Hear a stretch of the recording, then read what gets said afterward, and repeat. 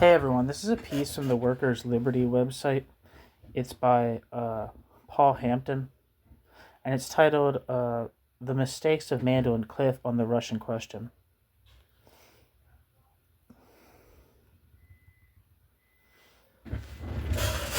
One second. Alright, there we are. The quote, class nature of the Soviet Union, end quote, was for most of the 20th century a debate that defined the meaning of socialism. Stalinism soiled the socialist project and stood as a discredited monument to attempts to overthrow capitalism. Whether it was fending off the taunts of, quote, get back to Russia, end quote, on a paper sale or engaging in academic discussion on the peculiarities of the bureaucracy, no socialist could survive for long without a robust characterization of the USSR, and while the debate might have faded since the collapse of Stalinism in Eastern Europe and China's evolution to capitalism, it remains relevant for understanding Cuba and North Korea and still informs conceptions of the socialist future. Marcel van der Linden's book Western Marxism and the Soviet Union, published with Haymarket in 2009, has recently been made available in paperback. It was first published in the Historical Materialism Journal's book series in 2007. The book is a tremendous contribution to the debate on the class nature of the USSR. Van der Linden summarizes the arguments of 70 or so anti-Stalinist Marxists who wrote about the questions from its inception in 1917 until the turn of this century. The book is most impressive as an extensive, almost exhaustive review of the anti-Stalinist literature on the Russian question. Its merit is to include the views of a wide range of European and North American socialists culled from large and small publications in dozens of languages, a genuinely internationalist volume. Trotsky well summed up the importance of a decent literature review. Quote, reviewing is the most responsible kind of literature. A good review presupposes that the author has an acquaintance with the subject and understanding of the place in the given book within a series of other books and conscientiousness. End quote. Trotsky, On Bibliography, 18th of May, 1924, and Problems of Everyday Life. As such, the book is a superb, objective work of scholarship and deserves to be studied. Origins. The book explains how the nature of the Soviet Union was contested from the start. Different positions on the class nature of the Soviet Union originated from different interpretations of the October 1917 revolution. On the one hand was the view of Lenin, Trotsky, and other Bolsheviks who argued that Russia was a worker state because workers had taken power in 1917 and become the ruling class. By the 1920s, the working class still ruled in some sense, although most of the mechanisms of democratic control over the surplus product, such as the Soviets, the factory committees, and the trade unions, had withered. The workers still ruled because the Bolshevik Party, which had led the seizure of power, was still intact and capable of reform. The Bolshevik Party, in fact, ruled as a locum for the working class on behalf of the working class due to the backwardness of Russia and the international isolation of the revolution. On the other side were social democratic interpretations which denied that the workers had taken power in October 1917. The most prominent exponent was Karl Kautsky. In 1919, in a polemic against the regime, Kautsky warned that a, quote, new managerial class, end quote, would emerge to create, quote, the most oppressive of all despotisms which Russia ever had, end quote.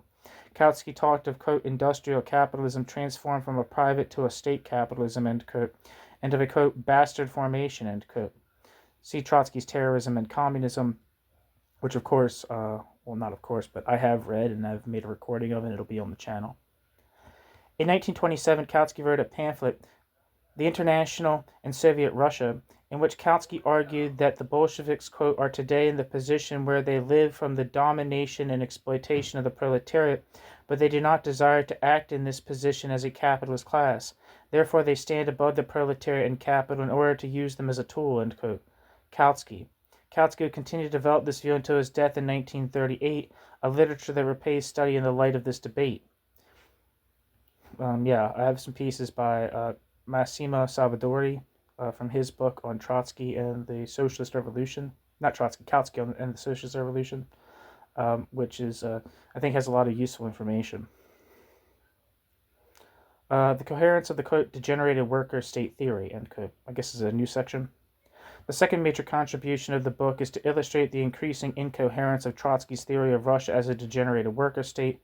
Although this theory was adequate for the 1920s when the prospect of reform remained open, once the working class had no prospect of holding power politically, once the left opposition was defeated, it also lost power economically, and the bureaucracy was sole master of the surplus product. As Joseph Carter put it in 1941, without political power, the working class cannot be the ruling class in any sense.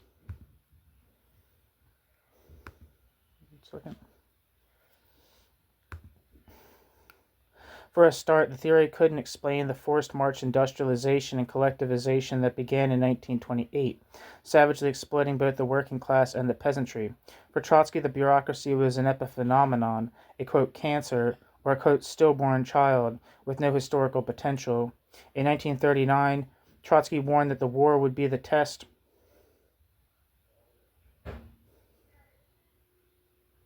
In 1939, Trotsky warned that the war would be the test for the nature of the regime.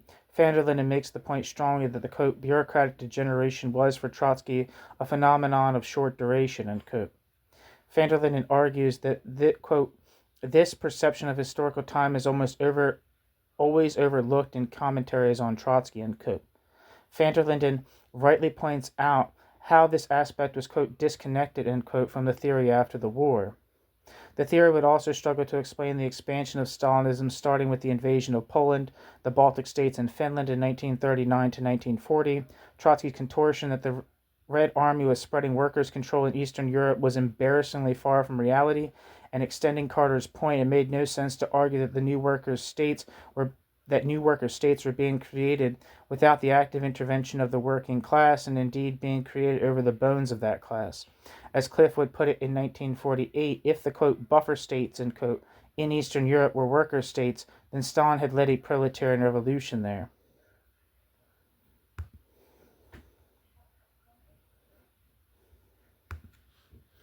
Van der Linden rightly points out that Ernest Mandel emerged as the most important, quote, modernizer of the degenerated worker state theory after Trotsky's death, though the period of 1956 to 1968 lacked significant creativity. During the 1970s, the term degenerated worker state was increasingly abandoned, along with, quote, countries with a socialist economic base, end quote, for the more neutral, but hardly more adequate, quote, transitional society, end quote. However, this theory was not able to account for the collapse of Stalinism in Europe in 1989 to 1991.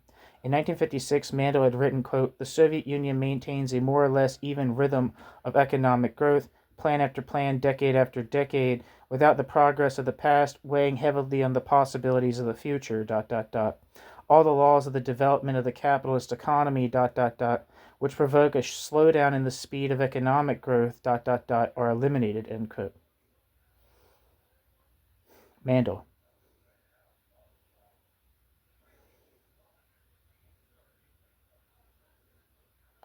This was not adequate at the time it was written, but such an optimistic prognosis simply wouldn't stand up in the later period.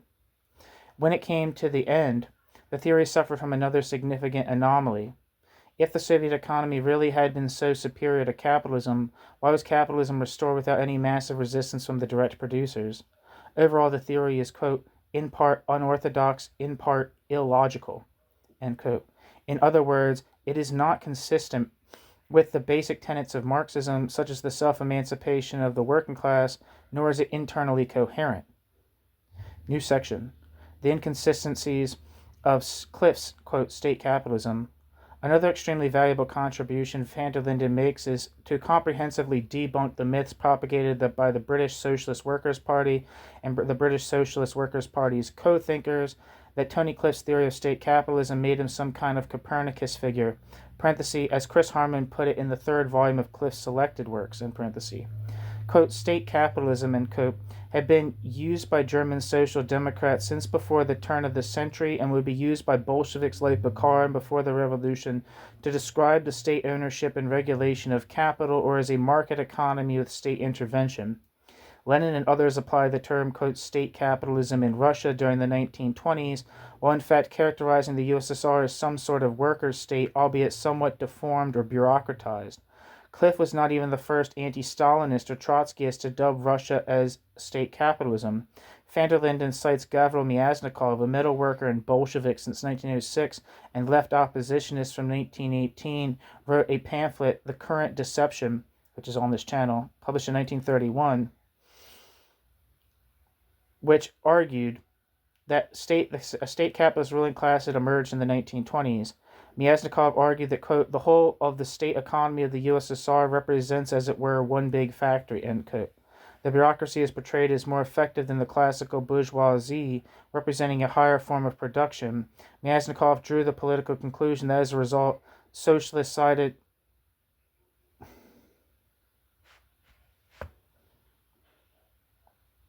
Where am I? Myasnikov argued that, quote, the whole of the state economy of the USSR represented, as it were, one big factory, end quote. The bureaucracy was portrayed as more effective than the classical bourgeoisie, representing a higher form of production. I don't get the impression, I don't think that's accurate about Myasnikov at all. But, maybe I'm missing something. But Myasnikov drew the political conclusion that, as a result, socialists sided with the Soviet Union in international conflicts. I don't know if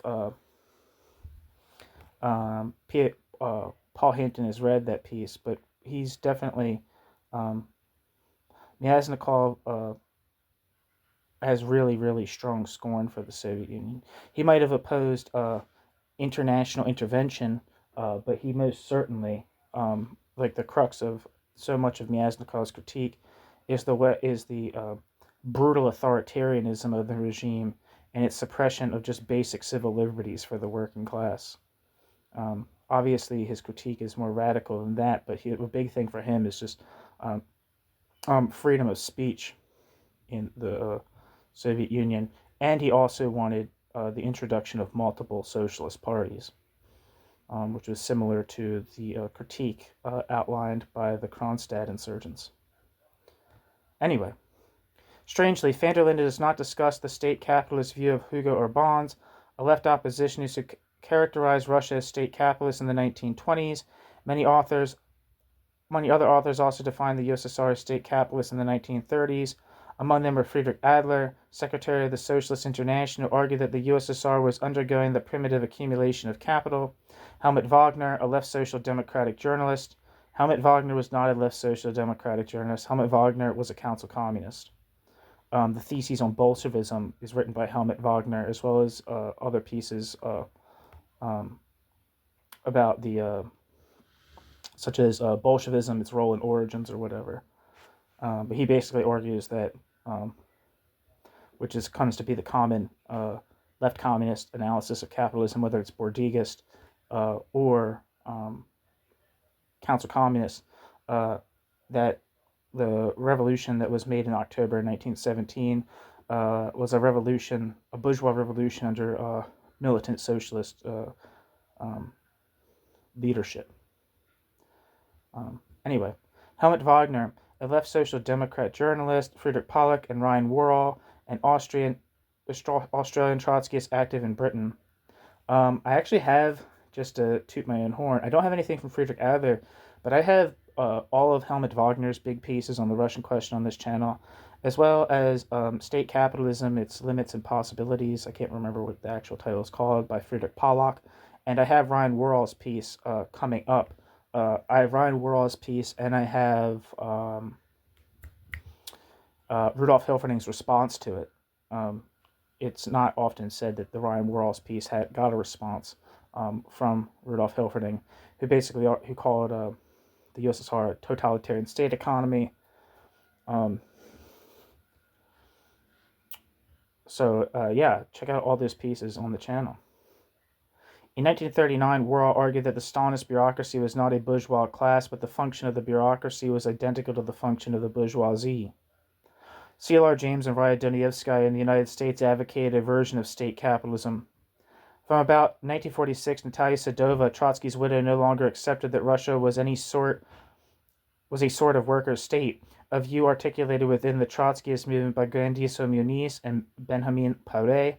They characterized Russia as state capitalist in a pamphlet, The Revolutionaries in the Face of Russia and World Stalinism. Others in Britain, such as RCP leader Jock Haston, would also come to characterize the USSR as state capitalist.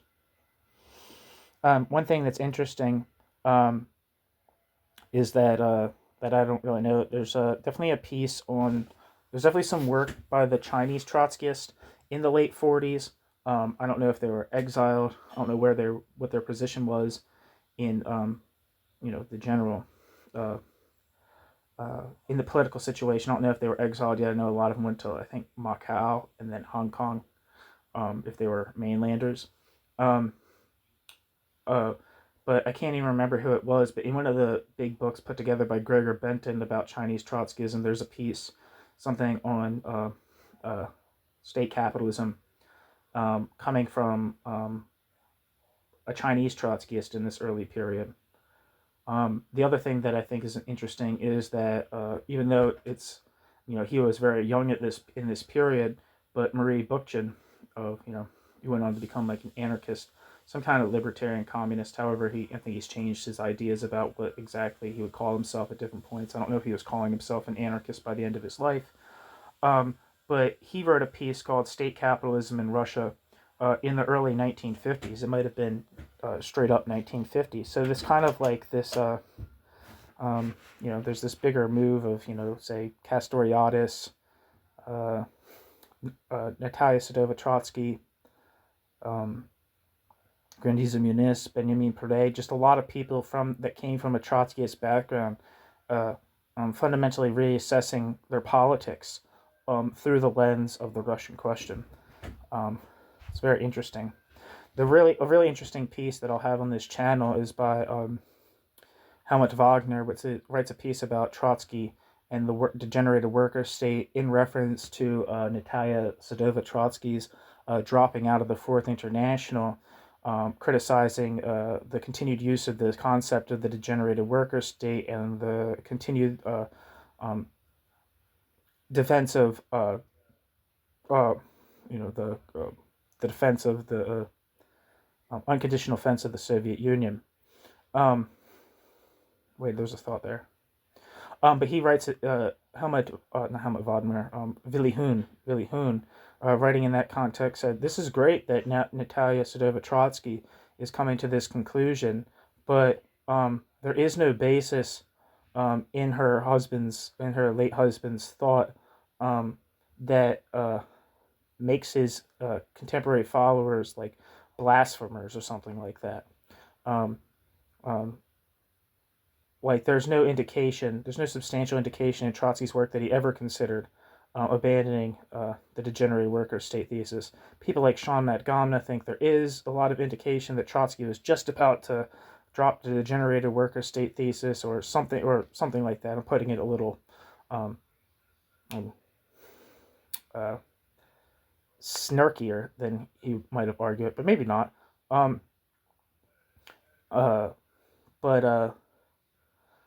Hugo Urbans is like, Natalia Sedova Trotsky is coming to the correct conclusion, but in her breaking on the Russian question, her breaking with the degenerated worker state and breaking with the unconditional defense of the USSR, she was breaking with her husband, not just his epigons, which I think is a very interesting way to put it, which I don't think would particularly come from.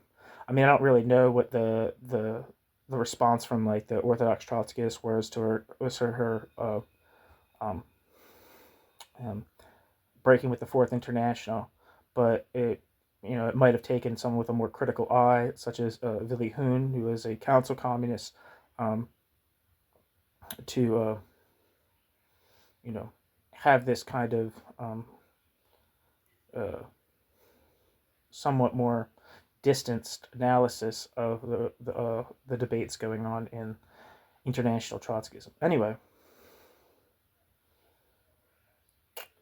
van der Linden points out the theoretical problem with treating Russia as one big factory, as Cliff would do in 1948 when he first published his state capitalist analysis.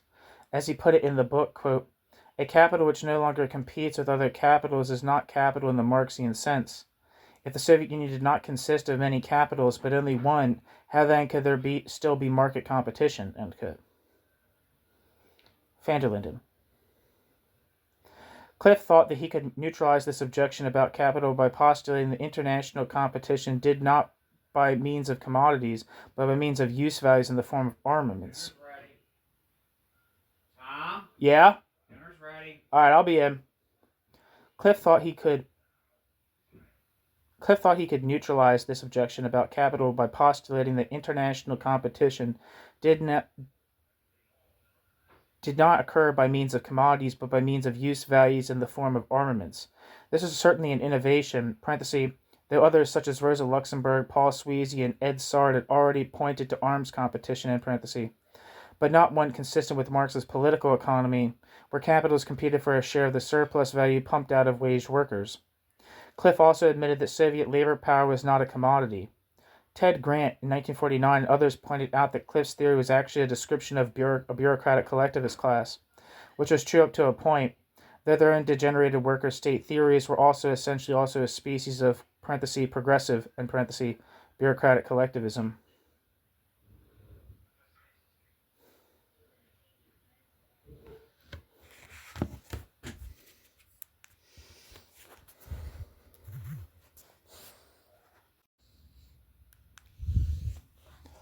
Cliff rejected Shachtman/Carter/Draper's view of bureaucratic collectivism as, quote, empty, abstract, and therefore arbitrary, end quote, in 1948, largely on the grounds that it could not account for the impressive economic growth figures in the USSR. Cliff presented the USSR as the most advanced form of capitalism, its higher stage, another remarkable concession to the Stalinists. Another problem for state capitalism was the nature of the Stalinist parties. For the James Dunayevskaya view, as well as for Cliff, the communist parties were treated as organic, working-class social democratic parties rather than what they were, i.e. alien Stalinist proto-ruling classes within but not of the workers' movement. The later victories of Stalinist parties in China, Vietnam, and in Cuba, as well as attempts in Indonesia and elsewhere, indicated that the latter characterization had more purchase. Cliff appeared to read off his view purely from European conditions, where the level of development and the strength of the bourgeois parties and social democracy restricted the Communist Party's ambitions. One small quibble. Van der Linden states that Cliff's 1948 critique of bureaucratic collectivism was reprinted in his Selected Works, Volume 3, published in 2003. That's what the volume states, as does an earlier collection, Neither Washington Nor Moscow, published in 1982, and indeed later editions of Cliff's State Capitalism in Russia, published in 1988. In fact, the recent reprints come from a 1968 version of the critique, a shorter account shorn of some, it says COD dialectics, and much else found in the original 1948 version.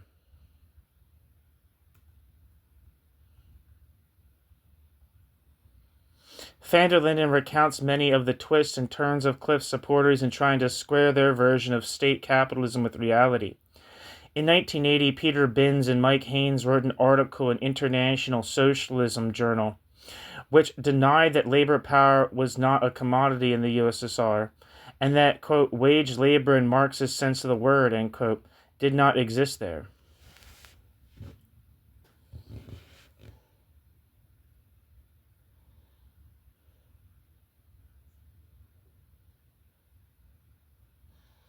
I don't know, that's a weird sentence. I'm not sure if I think there might be a typo in there. Let me reread the sentence to think what I think it's supposed to say. Van der Linden recounts many of the twists and turns of Cliff's supporters in trying to square their version of, quote, state capitalism with reality. In 1980, Peter Binns and Mike Haynes wrote an article in International Socialism which denied that labor power was a commodity in the USSR and that, quote, wage labor in Marx's sense of the word, end quote, did not exist there. This was consistent with Cliff and with reality, but conceded too much ground to new class theories. Duncan Hollis and Alex Kalinikos intervened to destroy, quote, orthodoxy, asserting the existence of normal wage labor and capital relations at the expense of the truth about the reality in Russia. The book rightly describes this as, quote, a good example of reasoning, which considers the conclusion more important than the route along which the conclusion is obtained, end quote. Van der Linden.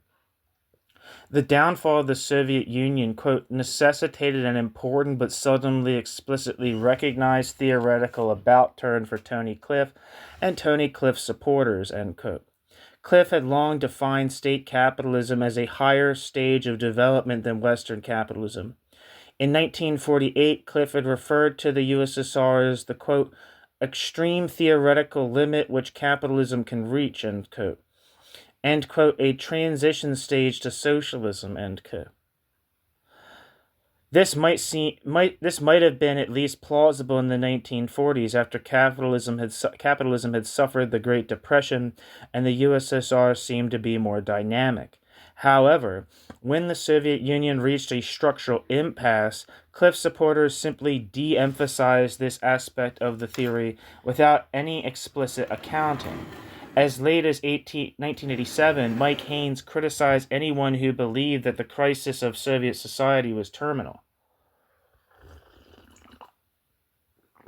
Chris Harman argued in 1990 that after rapid industrialization from the 1930s to the 1960s, walled off from the world market, the USSR had suffered a, quote, normal accumulation crisis, end quote, which forced the bureaucracy to, quote, to try to change its ways, end quote. Chris Harman.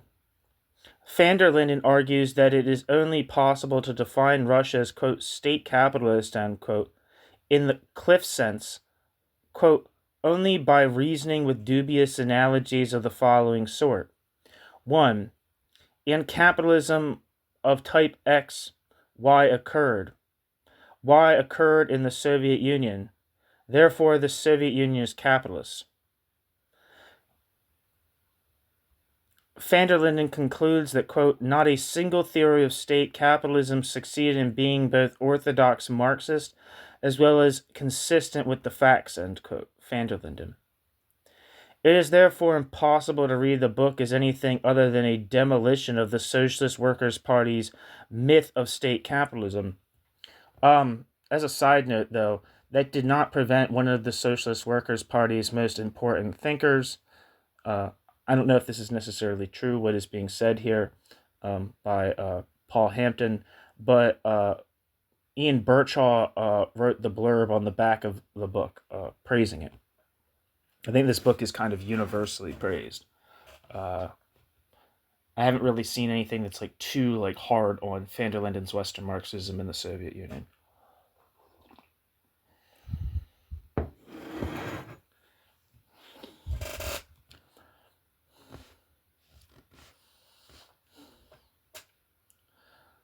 He concludes that, quote, not a single theory of state capitalism succeeded in being both orthodox Marxist as well as consistent with the facts, end quote.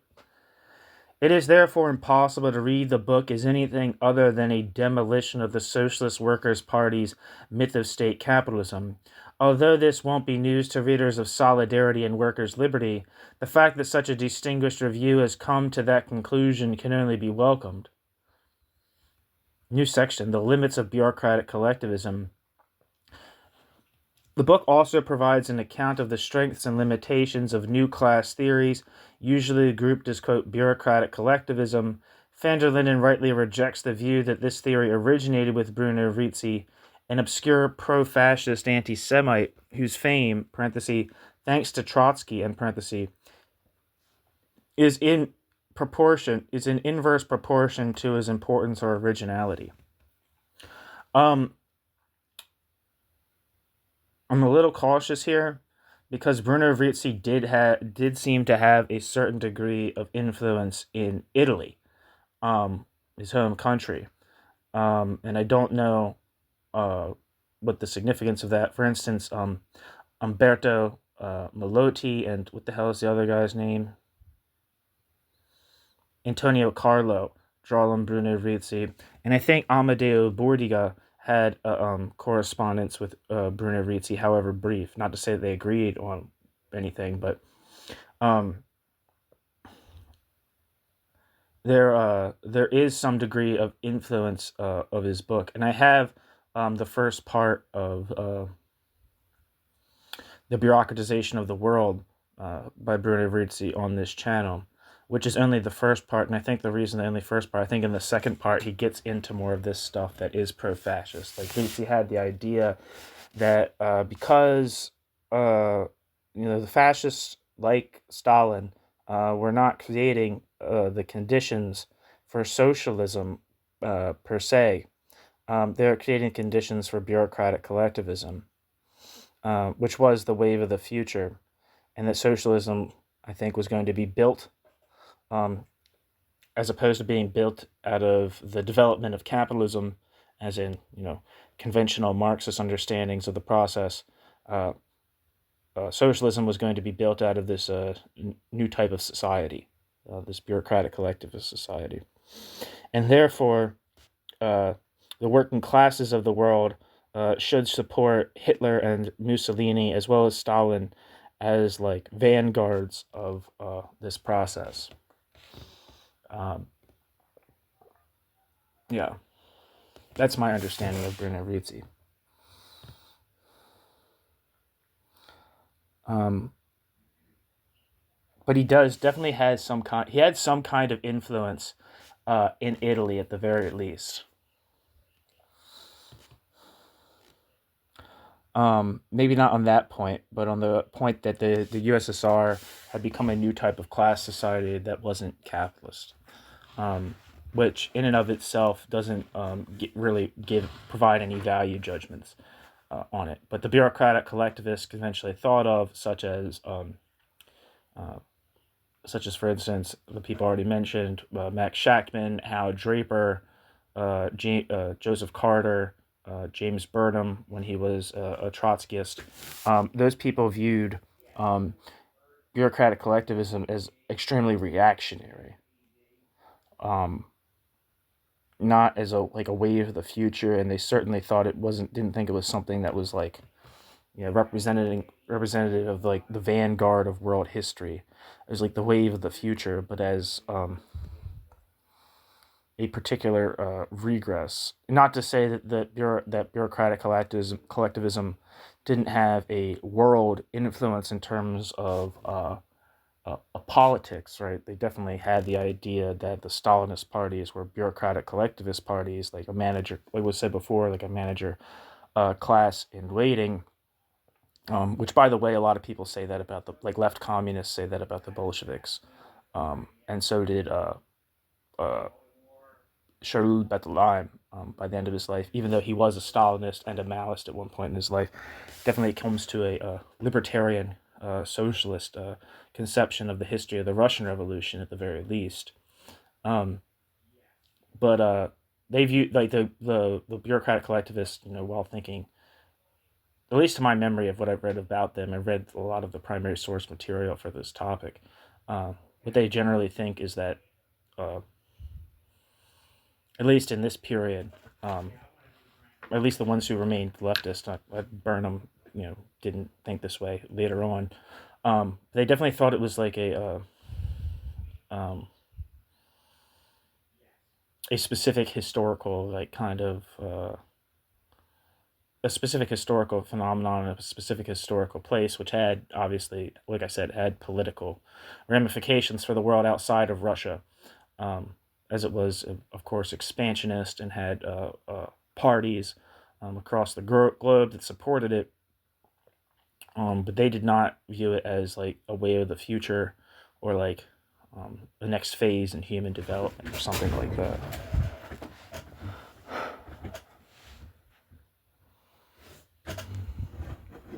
Some of the critiques, I'm sorry, I'm kind of thinking out loud now, but like some of the critiques of like Orthodox Trotskyism is that even though they held on to the degenerated workers state thesis, they kind of adopted, um, he kind of adopted Bruno Rizzi's theory without like even knowing really Bruno Rizzi's theory, probably other than through Trotsky's comments on it. Um, uh, they kind of came to accept the notion of, at least I think this was like the thesis of Michel Pablo, was like the idea that the Eastern Bloc was going to continue to exist for hundreds of years and constitute, instead of being a degenerated worker state, he called it like I think more and more people within that circle started to call it a transitional society as opposed to a degenerated worker state. But he believed that like Stalinism and Stalinist parties were actually the way of the future, and in fact that they had progressive content, and that Trotskyists should critically support them. That's at least my understanding. I'm not as much of an expert on post-Trotskyism in terms of like orthodox post-Trotskyism. So I'm not an expert on Mandel or Pablo or Pierre Lambert or even Isaac Deutscher, but I should be. But I'm just thinking out loud of brainstorming what I know about that topic. It's got my mouth started running and now it can't stop.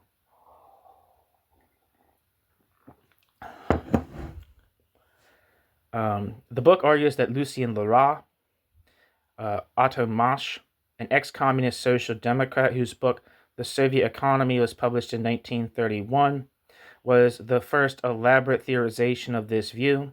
Perhaps Rakovsky and others in Russia deserve that accolade, but certainly Lerat was a pioneer and an innovator of this view. 1 second.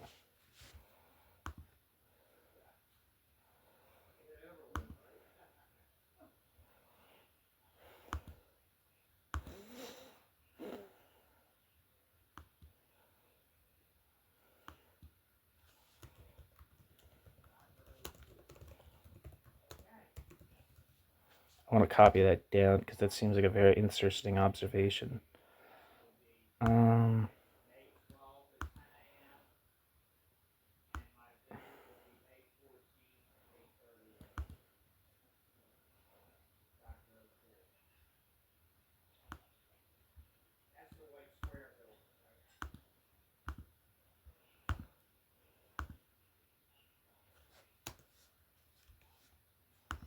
Sorry.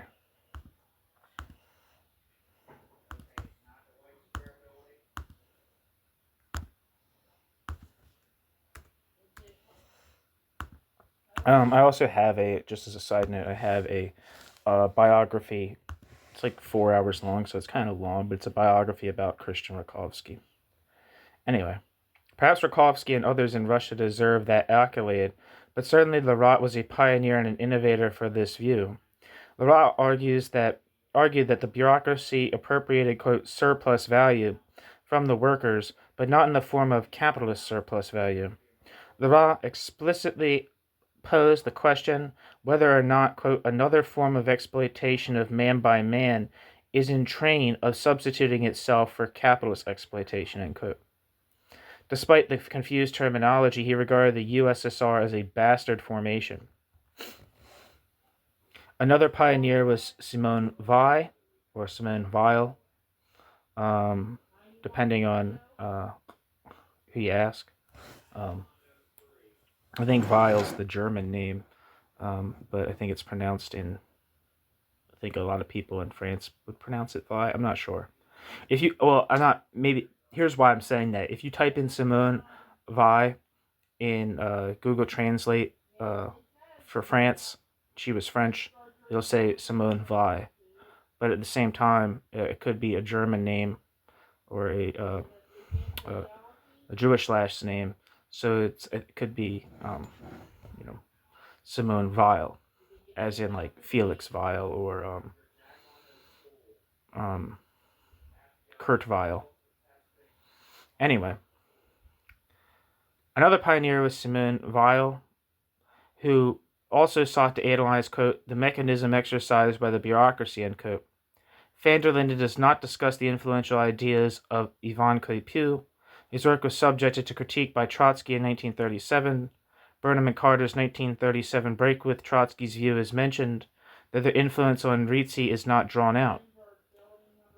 I don't know how much influence. I don't know. I was the bureaucratic collectivist, that draw from the Shachtman tradition generally don't say that Ritzi um, was an influence on the Socialist Workers' Party minority.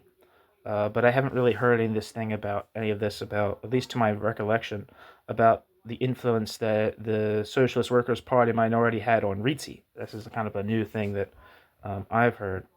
Um,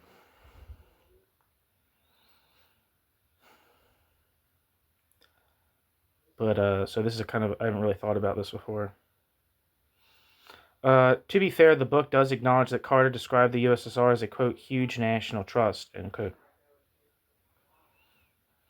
A much less well known a much less known new class characterization was made around the same time by Josef Gutmann, a highly placed young communist in Czechoslovakia who was expelled by the Stalinists for Trotskyism in 1932. After criticizing the tactics of German communists who refused to form a united front against the Nazis, Josef Gutmann apparently first put forward his view at Wittfogel's house in 1938 and subsequently published in 1944 under the pseudonym Peter Meyer. In Soviet Union, A New Class Society, published in Politics 48 to 55, and in a subsequent article, Gutmann attempted to grapple with the dynamics of Stalinism. He wrote, quote, different class societies always differ in the specific way in which the ruling classes forces the producers to yield their surplus product. The specific way of capitalist exploitation is the sale of labor power by a free worker for its value. The specific way of the new class society is the enslavement of the workers by the state, end quote. Peter Meyer, 1947, reply to Leon Blum.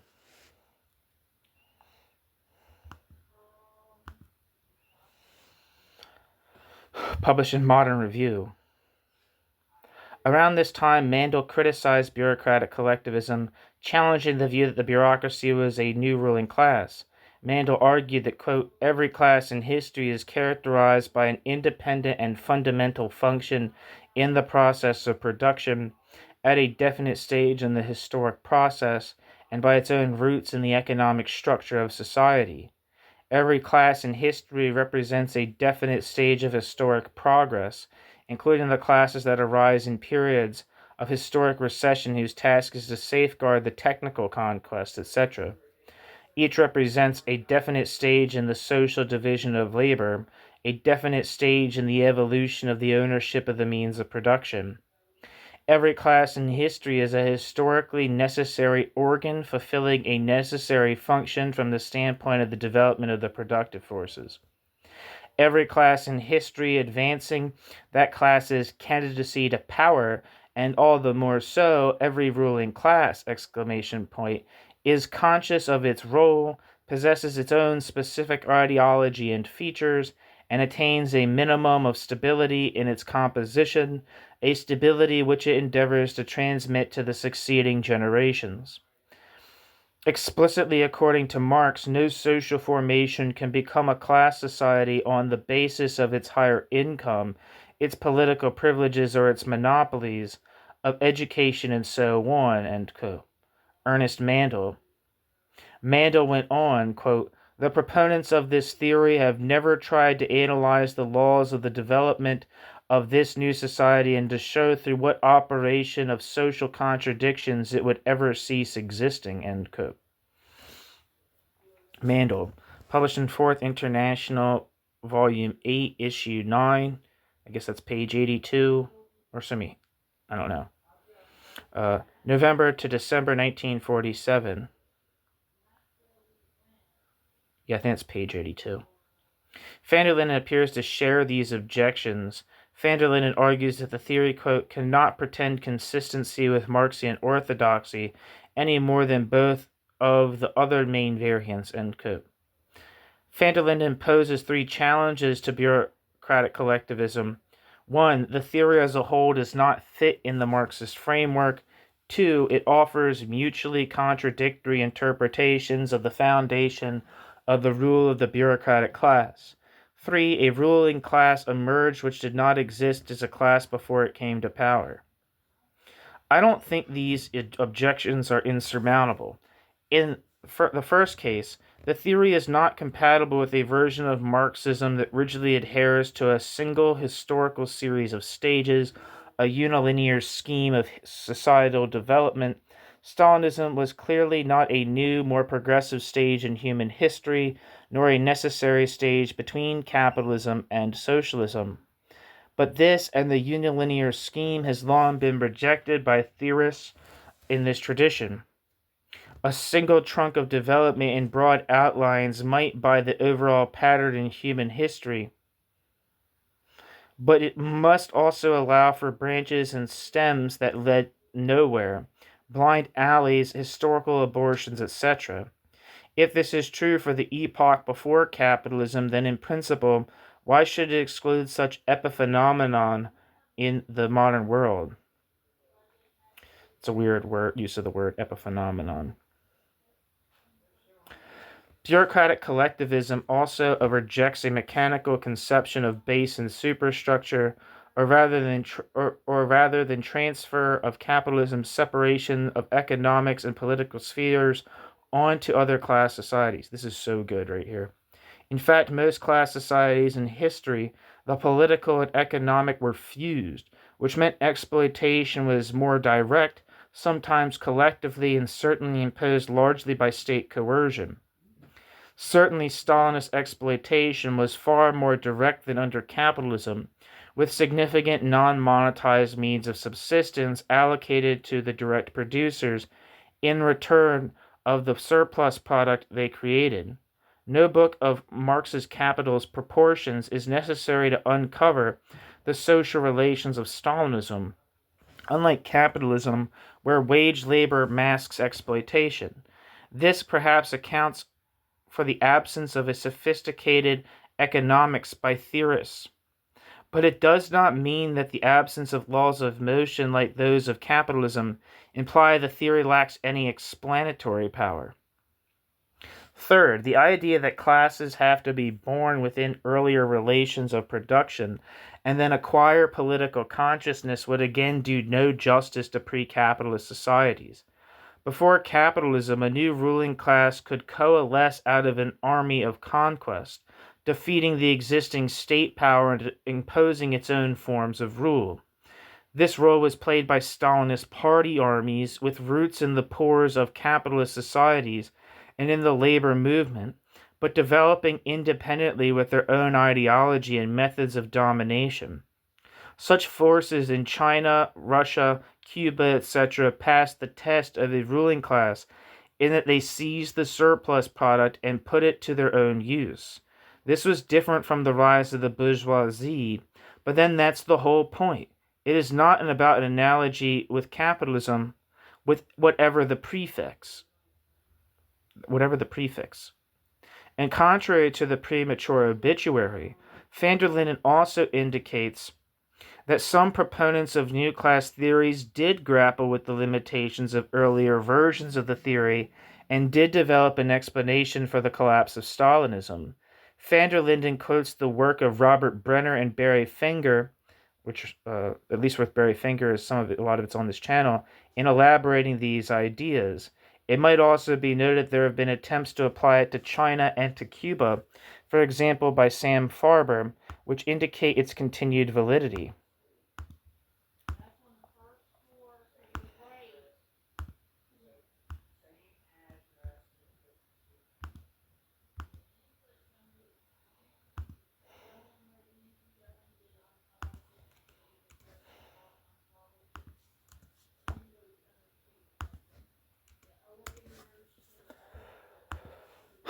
New section, the breakdown of the three theories. Van der Linden also demonstrates that the apparently tidy reduction of explanations of Stalinism to three positions is unhelpful, an argument raised by Martin Thomas in the Historical Materialism Journal. This three-way Bowdlerization has been promulgated by the Socialist Workers' Party to promote the apparent advances made by their own self-serving tradition. It can be found in Kalinikos's book on Trotskyism, which I have a few chapters from on here, from 1990, Cliff's own work, and others such as Jules Townsend's. The Politics of Marxism, The Critical Debates, 1996. Already there were signs in the 1940s and 1950s of a breakdown in the simple division into three apparently coherent theories. Van der Linden mentions the works of Fritz Sternberg, Dietrich Sion, Paul Froelich, and Leo Kofler as, quote, interpretations without labels, end quote, immediately after the war.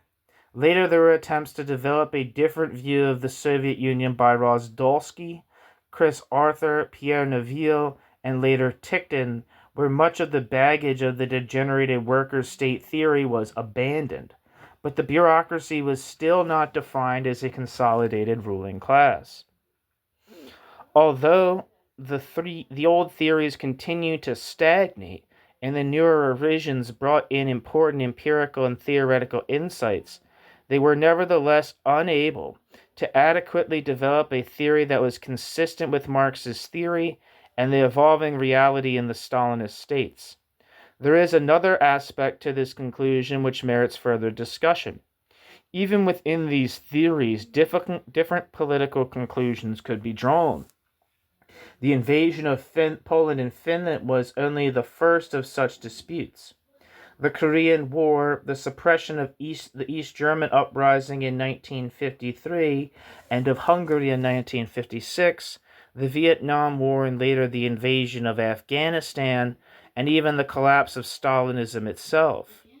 In each case, writers using the same label often made different assessments and took different political stances.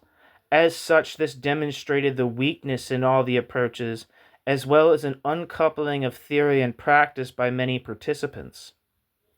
The irony is that at the very point of collapse of Stalinism, there was no definitive Trotskyist explanation for the events unfolding before our eyes.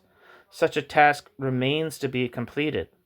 Van der Linden makes some useful analytical points about what needs to be done, but the truth is that we are a long way from an authoritative answer.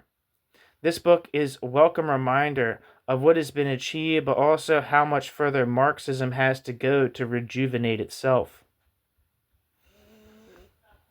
That's the end of the piece. Thank you so much for listening.